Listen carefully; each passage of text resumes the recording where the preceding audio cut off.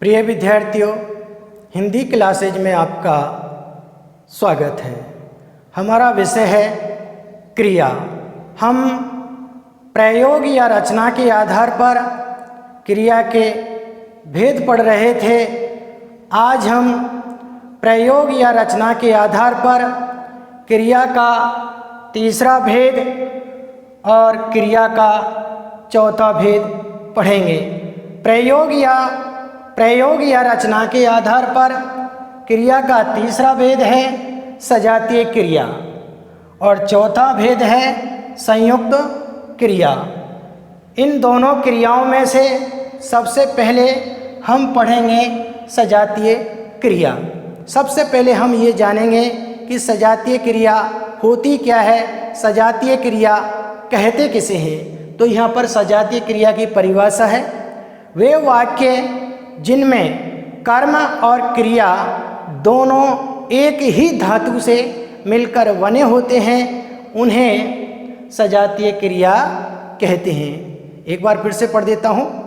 वे वाक्य जिनमें कर्म और क्रिया दोनों एक ही धातु से मिलकर बने होते हैं उन वाक्यों की क्रिया सजातीय क्रिया कहलाती है या उसे सजातीय क्रिया कहते हैं। अब आपको धातु, इस परिभाषा में धातु शब्द देख के आप सोचते होंगे कि धातु होती क्या है। मैंने आपको जब क्रिया पढ़ाना शुरू किया, जब मैंने आपको बताया था कि क्रिया के दो रूप होते हैं। क्रिया के दो रूप होते हैं।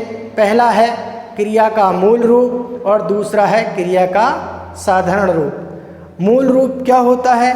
मूल रूप में ना शब्द नहीं जुड़ा होता है, जैसे हंस, लिख, पढ़, गा, ये क्रिया का क्या है?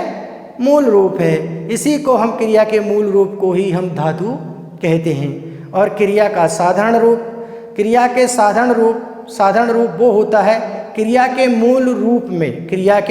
मूल रूप में ना जोड़ देने से क्रिया का साधारण रूप बनता है, जैसे हंसना, लिखना, पढ़ना, गाना, सोना इत्यादि।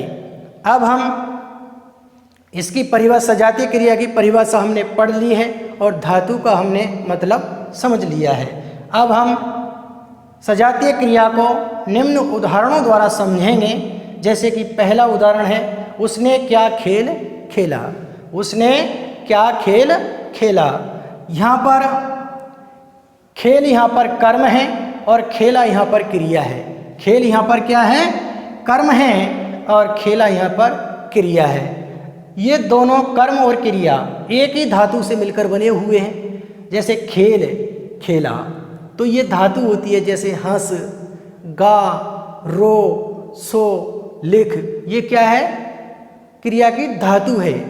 इसमें हम ना जोड़ देंगे तो क्रिया का साधारण रूप बन जाएगा।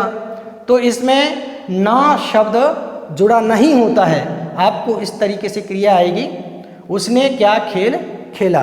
तो ये खेल है, वो ये भी धातु है और खेला ये भी धातु है और दोनों की धातु क्या है? एक ही है, खेलने से संबंधित। इसलिए हम कह सकते हैं कि उसने क्या खेल खेला। इसमें कर्म और क्रिया दोनों एक ही धातु से मिलकर बने हुए हैं। इसलिए हम कह सकते हैं कि उसने खेल खेला, ये क्रिया है, वो सजातीय क्रिया है। इसी तरीके से हम दूसरा उदाहरण पढ़ते हैं। राधा नाच नाचती है। राधा नाच नाचती है, तो नाच यहाँ पर कर्म है और नाचती यहाँ पर क्रिया है। नाच यहाँ पर कर्म है और नाचती यहाँ पर क्रिया है। यानी कि कर्म और क्रिया दोनों एक ही धातु से मिलकर बने हुए हैं। इसलिए ये उदाहरण भी सजातीय क्रिया का है। इसी तरीके से हम तीसरा उदाहरण पढ़ते हैं। मोहन दौड़ दौड़ा। मोहन दौड़ दौड़ा, तो दौड़ यहाँ पर क्या है? कर्म है और दौड़ा यहाँ पर क्या है? क्रिया है। दौड़ यहाँ पर कर्म है और दौड़ा यहाँ पर क्रिया है। दौड़ दौड़ा ये कर्म और क्रिया है, दोनों एक ही धातु से मिलकर बने हुए हैं। इसलिए हम कह सकते हैं कि मोहन दौड़ दौड़ा। जो क्रिया है वो सजातीय क्रिया है और मोहन दौड़ दौड़ा ये वाक्य है वो सजातीय क्रिया का उदाहरण है। इसी तरीके से हम प्रयोग या रचना के आधार पर क्रिया का चौथा भेद पढ़ेंगे। चौथा भेद है संयुक्त क्रिया। सबसे पहले हम ये जानेंगे कि संयुक्त क्रिया होती क्या है, संयुक्त क्रिया कहते किसे हैं। तो यहाँ पर इसकी परिभाषा है, वे वाक्य जिनमें दो असमान क्रियाएं, वे वाक्य जिनमें दो असमान क्रियाएं एक साथ आए उन वाक्यों की क्रिया संयुक्त क्रिया कहलाती है। या वे वाक्य जिनमें दो असमान क्रियाएं एक साथ आए उन्हें या उसे संयुक्त क्रिया कहते हैं। यहाँ पर निम्न उदाहरणों द्वारा संयुक्त क्रिया को समझाया गया है। जैसे कि पहला उदाहरण है मोहन उठ बैठा। मोहन उठ बैठा ये वाक्य है, मोहन उठ बैठा। इसमें दो असमान क्रियाएं एक साथ आई हैं, लगातार एक साथ आती हैं इसमें। जैसे उठ बैठा तो एक तो होता है उठना और एक होता है बैठना। एक क्रिया क्या है उठ और एक है बैठा, यानी कि उठना और बैठना। उठना और बैठना ये क्रियाएं एक दूसरे में विपरीत हैं, ये विलोम है उठना और बैठना।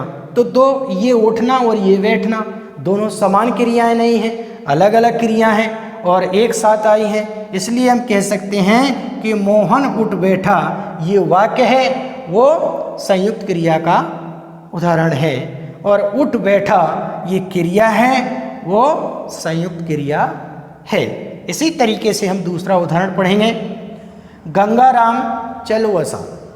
गंगाराम चल वसा यानी कि यहाँ पर एक क्रिया तो क्या है चलना, एक क्रिया क्या है चलना और दूसरी क्रिया क्या है वसा, वास करना या रहना, वास करना या रहना।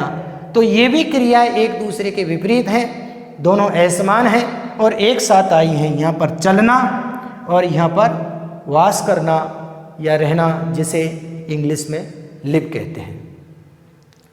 तो ये दोनों असमान क्रियाएं हैं, एक साथ आई हैं। इसलिए हम कह सकते हैं कि गंगाराम चल वसा ये वाक्य है वो संयुक्त क्रिया का उदाहरण है और चल वसा जो क्रिया है वो संयुक्त क्रिया है। इसी तरीके से हम तीसरा उदाहरण पढ़ते हैं, हम पढ़ना चाहते हैं। हम पढ़ना चाहते हैं तो पढ़ना ये क्रिया है और चाहते हैं ये भी क्रिया है, दोनों असमान क्रियाएं हैं, एक साथ आई हैं, लगातार आई हैं। इसलिए हम कह सकते हैं कि हम पढ़ना चाहते हैं ये वाक्य है वो संयुक्त क्रिया का उदाहरण है, क्योंकि इनमें दो असमान क्रियाएं एक साथ आई हैं। एक तो पढ़ना ये भी क्रिया होती है और चाहते हैं ये भी क्रिया होती है।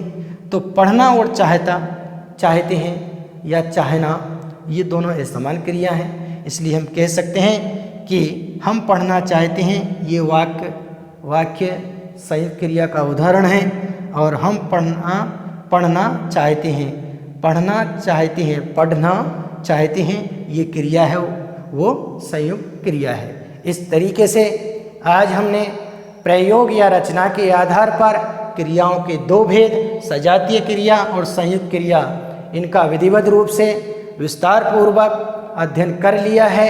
आप इन्हें अपनी उत्तर पुस्तिका में लिपिबद्ध करें ताकि इनसे संबंधित प्रश्न आपकी परीक्षाओं में पूछे जाते हैं तो आप बड़ी सरलता और सुगमता के साथ उनका उत्तर दे सकते हैं। मैं कुछ और बताना चाहूँगा, मैं जो भी व्याकरण आपको पढ़ा रहा हूँ मैं कई बार आपको बता चुका हूँ कि बिना व्याकरण के किसी भी भाषा को न तो शुद्ध लिखा जा सकता है और न बोला जा सकता है। इसलिए आप विशेष ध्यान रखना, कंपटीशन का ज़माना है, ऐसा कोई सा एग्ज़ाम नहीं है जिसमें हिंदी से संबंधित प्रश्न न पूछे जाते हों।